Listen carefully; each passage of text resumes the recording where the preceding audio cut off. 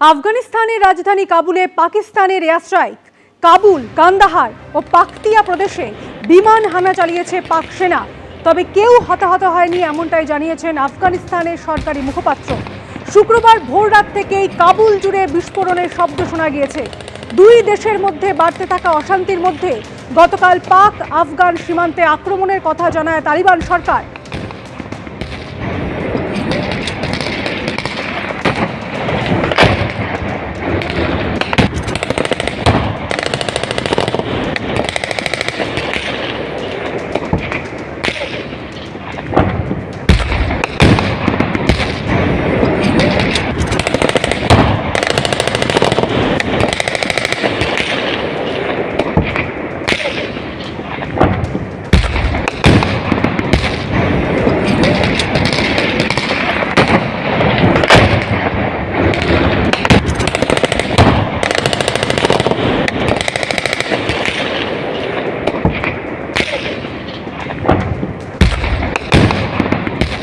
শিলিগুড়ির পর কোচবিহার, দু জায়গায় উদ্ধার আগ্নেয়াস্ত্র।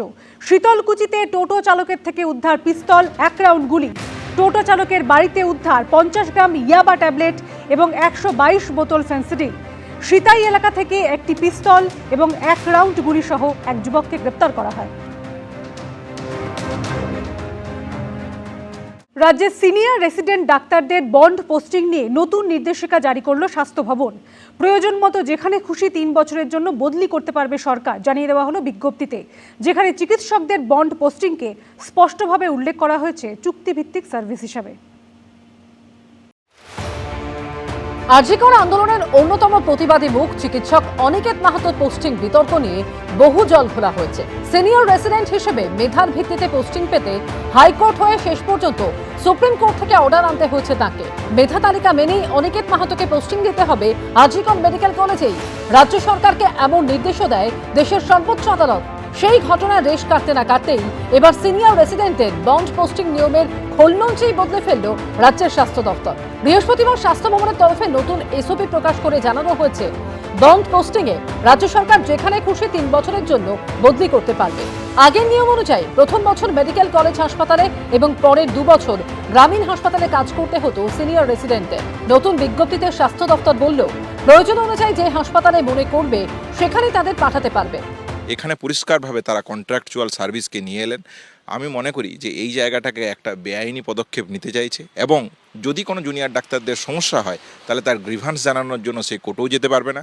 তাহলে হাইকোর্টে না গিয়ে তাকে যেতে হবে স্টেট অ্যাডমিনিস্ট্রেশন ট্রাইব্যুনালে, যেটা প্রায় বিগত 10 বছর ধরে নন ফাংশনাল অবস্থায় পড়ে আছে। অ্যাডমিনিস্ট্রেটিভ থ্রেড কালচার চালাতে চাইছে ডিএমই, ডিএইচএস, প্রিন্সিপাল সেক্রেটারি এবং বর্তমান রাজ্য সরকার। আরজিকর হাসপাতালে তরুণী চিকিৎসকের ধর্ষণ ও খুনের ঘটনার পর উত্তাল হয় রাজ্য সহ গোটা দেশ। ন্যাক্কারজনক কাণ্ডের বিরুদ্ধে গর্জে ওঠে চিকিৎসক মহলের একটা বড় অংশ। এর কিছুদিন পরেই অভিযোগ ওঠে, সেই সময় আন্দোলনকারী চিকিৎসকদের সামনের সারিতে যাদের দেখা যেত, সেই দেবাশিস হালদার, আশফাকুল্লাহ নাইয়া, অনিকেত মাহাতোদের সিনিয়র রেসিডেন্ট হিসেবে পোস্টিং নির্দিষ্ট নিয়ম মেনে হয়নি। দেখা যায় কাউন্সেলিং এর সময় দেবাশিস হালদারকে হাওড়া জেলা হাসপাতালে অ্যানাস্থেশিয়া বিভাগের সিনিয়র রেসিডেন্ট হিসেবে দেখানো হয়েছিল। মেধা তালিকা বেরোলো, দেখা যায় পোস্টিং অর্ডারে তার নাম রয়েছে মালদার গাজলে সাব ডিভিশনাল হাসপাতালে। আশফাকুল্লাহ নাইয়ার ক্ষেত্রেও কাউন্সেলিং এর সময় ছিল আরামবাগ মেডিকেল কলেজের নাম। পোস্টিং অর্ডারে তা বদলে করা হয় পুরুলিয়ার দেবেন মাহাতো হাসপাতাল। কাউন্সেলিং এর সময় ফার্স্ট ইয়ার সিনিয়র রেসিডেন্ট হিসেবে অনিকেত মাহাতোর নাম ছিল আরজিকর মেডিকেল কলেজে। পোস্টিং অর্ডারে সেই জায়গা বদলে করা হয় রায়গঞ্জ মেডিকেল কলেজ। তারপরেই এই পোস্টিং বিতর্কে জল গড়ায় আদালতে।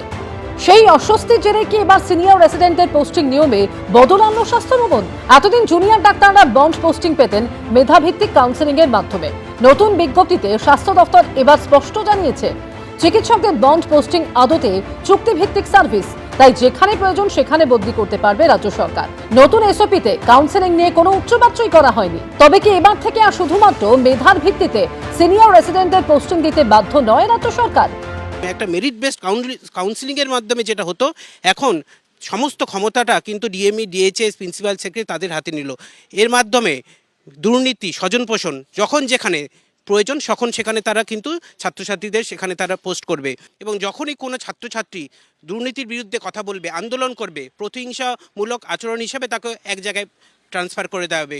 আমরা এই যে অ্যাডমিনিস্ট্রেটিভ থ্রেড কালচার চালু করার যে নিয়ম একে তীব্রভাবে প্রতিবাদ করছি এবং এই যে নতুন যে নিয়ম তারা চালু করতে চলেছে এটা যথাসম্ভবভাবে তুলে দেওয়ার আমরা দাবি জানাচ্ছি। সব মিলিয়ে স্বাস্থ্য দপ্তরের এই নতুন নিয়ম নিয়ে চিকিৎসক মহলে জোর চর্চা।